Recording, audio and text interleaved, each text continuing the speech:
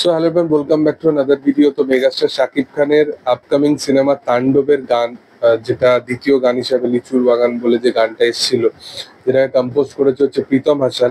এবং শাকিব খান এবং সাবিলা নূরের কেমিস্ট্রি কিন্তু অনেকের পছন্দ হয়েছে, বিশেষতভাবে আমার তো পার্সোনালি খুব ভালো লেগেছে এই দুজনের কেমিস্ট্রি।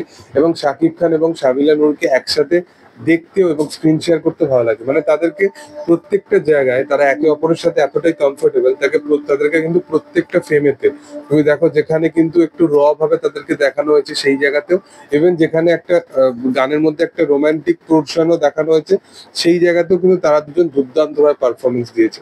তো দুজনকে দেখতে বেশ ভালো লাগছে। ইভেন তোমাদেরকে বলে রাখি যে এই গানটা 2-3টে ইউটিউব প্ল্যাটফর্ম থেকে এই গানটা পোস্ট করা হয়, যার মধ্যে আমাদের ওয়েস্ট বেঙ্গলের এসবিএফ প্রোডাকশন হাউস থেকে এই গানটা পোস্ট করা হয়েছিল, এসবিএফ এর ইউটিউব চ্যানেল থেকে।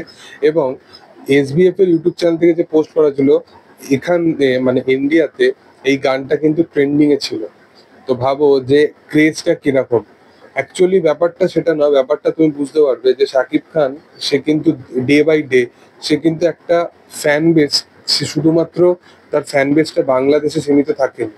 অ্যাটলিস্ট মানুষের মধ্যে অ্যাওয়ারনেসটা এসে গেছে যে হ্যাঁ, শাকিব খান নামে একজন বড় সুপারস্টার বাংলাদেশে আছে, যার ছবি দুর্দান্তভাবে চলছে, যার প্রিভিয়াস সিনেমা প্রায় 100 কারোর ক্লাবের কাছাকাছি বক্স অফিস কালেকশন, যারই সিনেমা ছিল, যার সিনেমার এইরকম লাগে উড়াধুরা বা এইরকম গানগুলো হিট হয়েছিল।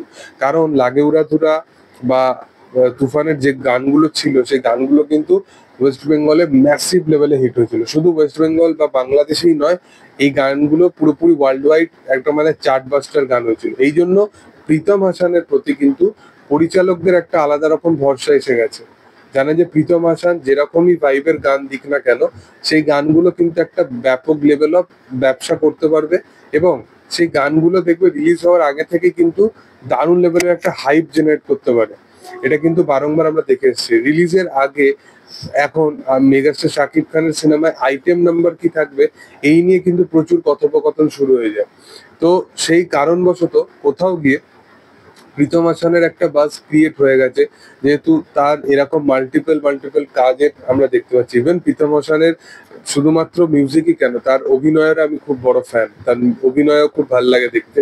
তো সেই কারণবশত তার গানের মধ্যে একটা ভাইব সবসময় থাকে, সে বোঝে অডিয়েন্সের কোরটা, যে অডিয়েন্স তার থেকে কি ডিমান্ড করে। এই কারণবশত তুমি দেখো যে আজকের দিনে দাঁড়িয়ে ওয়েস্ট বেঙ্গলেরই টিভি চ্যানেল সঙ্গীত বাংলা, সেখানে কিন্তু মেগাস্টার শাকিব খানের টিজার দেখানো হচ্ছে, গান দেখানো হচ্ছে। তার পিছনে রিজনটা কি? একটা রিজন আছে যে যেখানে তারা প্রমোশন করতে চাইছে, তারা জানাতে চাইছে যে যখন এই সিনেমাটাকে রিলিজ করবে যেন প্রপার ভাবে রিলিজ পায় এবং অডিয়েন্সের রেসপন্সটাও যেন সেইভাবে পায়। এসবিএফ তো আছেই, দেখার যে আপকামিং দিনে কি হয়। তো তোমাদের কি বক্তব্য এই বিষয় নিয়ে সেটা তোমরা অবশ্যই কমেন্টে জানাতে পারো। এবং ভিডিও যদি ভালো লেগে থাকে অবশ্যই লাইক করো, শেয়ার করো, সাবস্ক্রাইব করো চ্যানেলটাকে, এবং পাশে থাকা বেল আইকনটা অবশ্যই প্রেস করে দিও। Thank you all.